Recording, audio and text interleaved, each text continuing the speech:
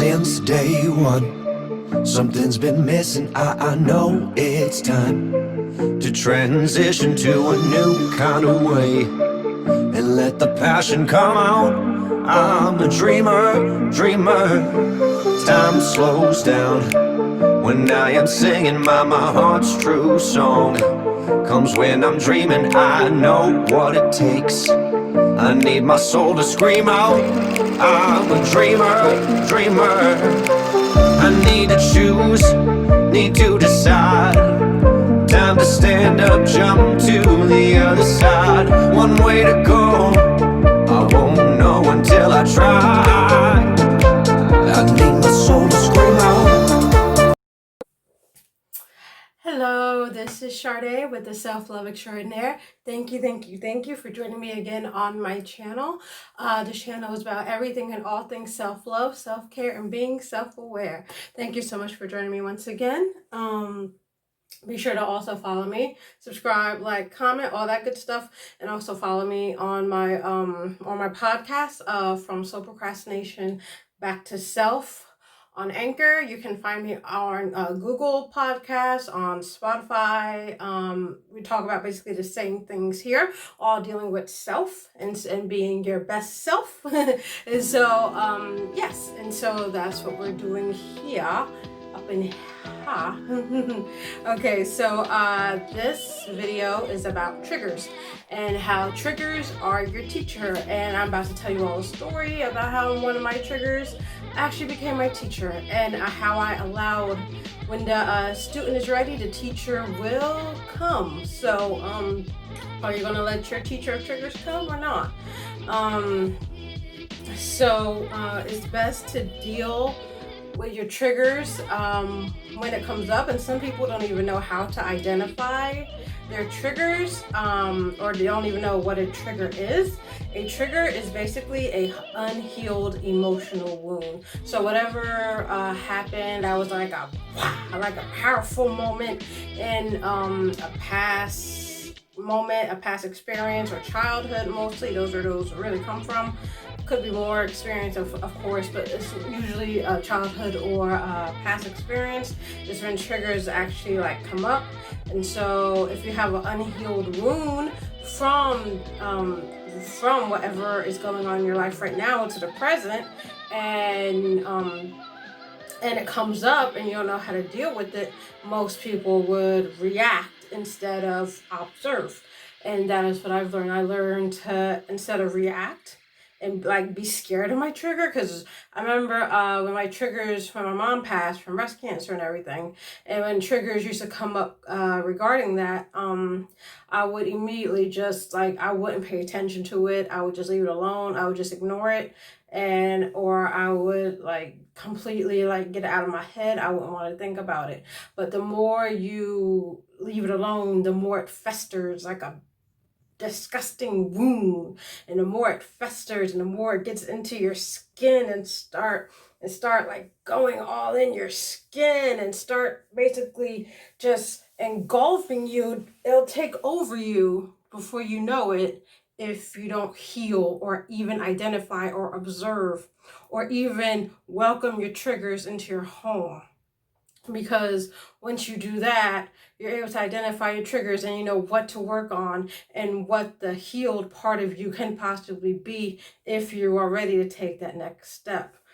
The thing is, triggers, they're not all bad.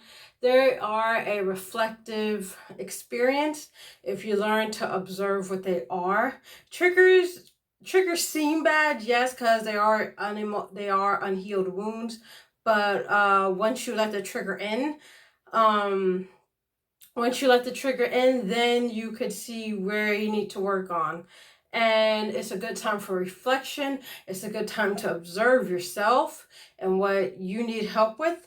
And it's a good time to be in the present moment and reflect and just be. Whenever that trigger hits you, just be right there and feel the feeling. So I'm actually going to show you 4 your triggers. I'm going to tell you, I already said what is a trigger, and hopefully this video can bring some value to you, because I want you all to be your best selves. Truly, I have been through a lot of traumatic experiences in my life, and I want you all to learn from what I've learned from. And so thank you again for allowing me to share this platform with all you tea time people out there that's having tea time with yourselves, because you are royalty. And allow me to be here and express myself, express my energy, express my being. Thank you for letting me come into your space. So I already said what a trigger is. That is an unhealed emotional wound. But how do you identify your triggers? What you have to do is, if you saw my past video, we talked about intentions and how it's so important to live intentionally, to live with intention. So if you feel something coming up, then set an intention to see it. You know what I mean? Like, set an intention, like, to identify them. Like, like, don't be so, I mean, of course, it's like unconscious at some point, but you do have the ability, like I have, like, learned to like, when triggers do come up, identify them, feel them, process them, and let them go. And so same thing goes for you. Once you set an intention in your mind, like, okay, if a trigger comes up, or I will, or like, say, I will identify this trigger. I will feel this trigger. I will identify this trigger. So when a trigger comes up and you're thinking to yourself, oh my God, and you want to, like Bubbles from Trailer Park Boys, you want to react, come here, and you want to react, just set an intent and be straight focused. Set an intention to figure out what that trigger is, identify it. And that's one of the very first steps in getting healed.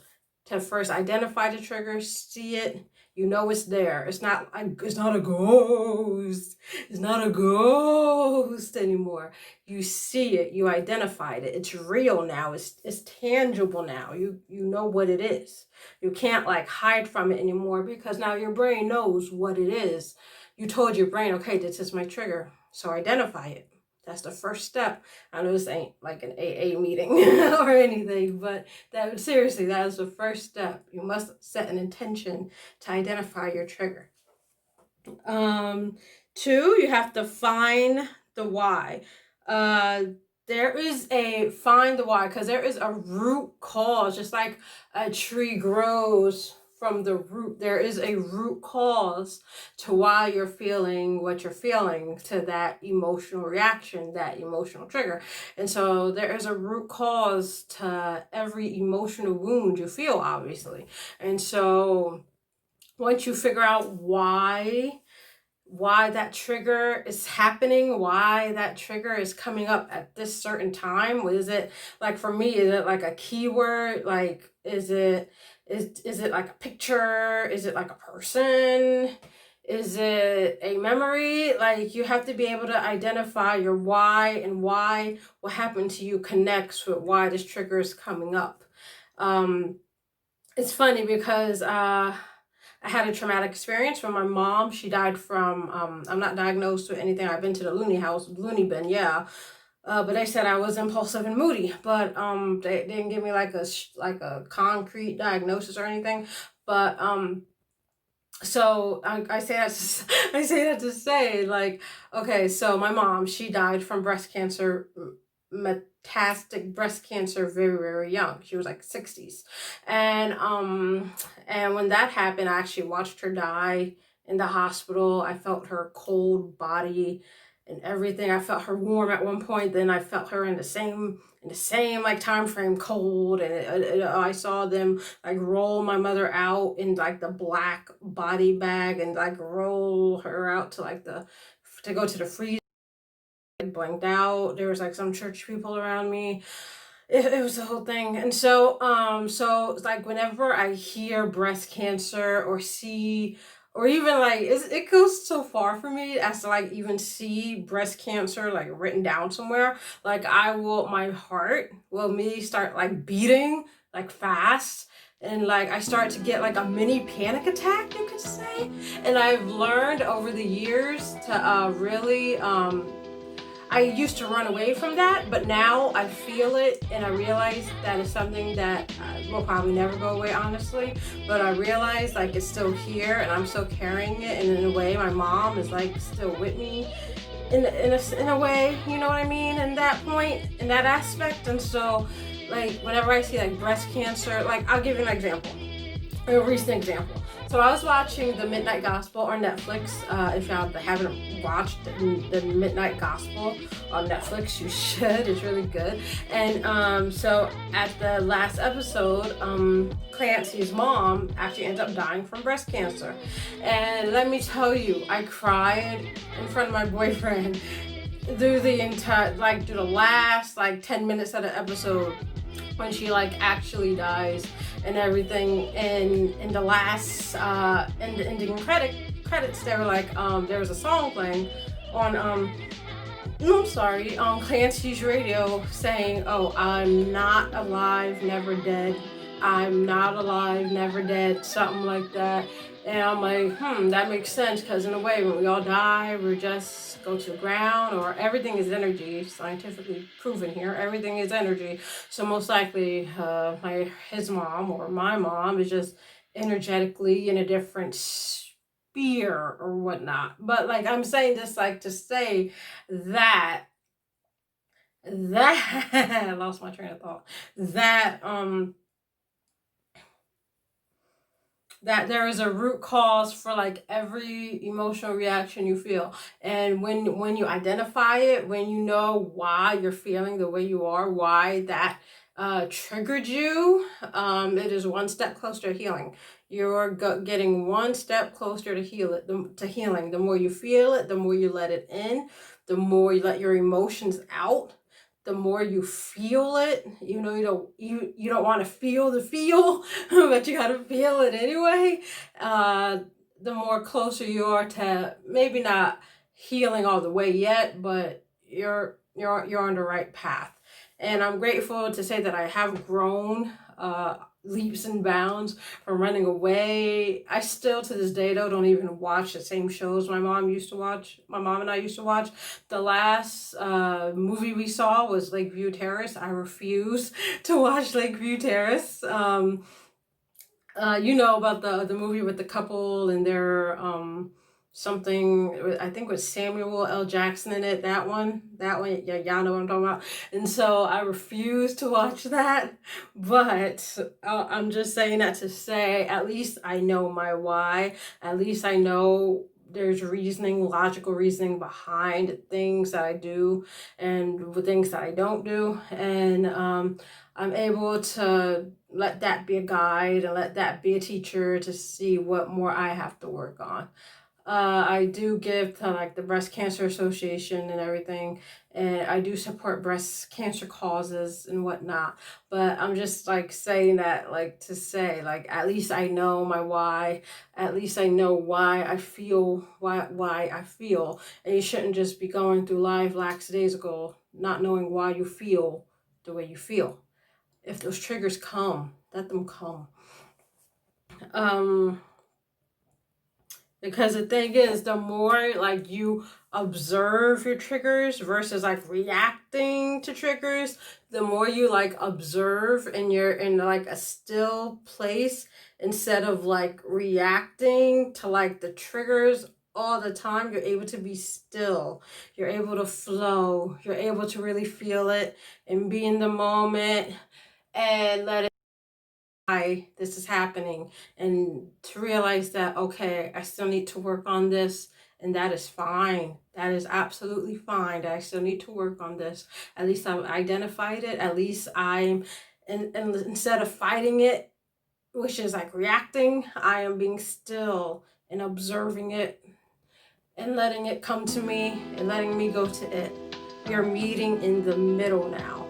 Instead of me, I'm and once you get to a place of woosah, then at least you're getting there. You're getting there. The thing is, feel the emotion that you feel at that present time as energy. Everything is energy. Everything, we are energy. What we see, the people we interact with are, even though we're like bodies and everything, like everyone has like their own aura, their own energy. We are all, everything around us is energy. And so once if you're able to identify your emotions as energy and move on with that, you'll be able to acknowledge it on a different level and see, okay, I allow this energy to come to me, and I am allowing myself to be in this energy, and let me see what I can learn from this, because we are all energy. Emotions are even a form of energy, just like the radio waves, a form of energy. And so the more waves you're allowing like into your space, the more louder it gets, the more insight you can develop and get once you allow yourself to be in this energetic state. So and one of the things I would like to say too is an affirmation is to be great. What is it? I'm sorry. What I like to say is be grateful for your emotion and what it can teach you. So I am grateful for this emotion and what it can teach me. Just affirm it to yourself. I am grateful for this emotion and what it can teach me.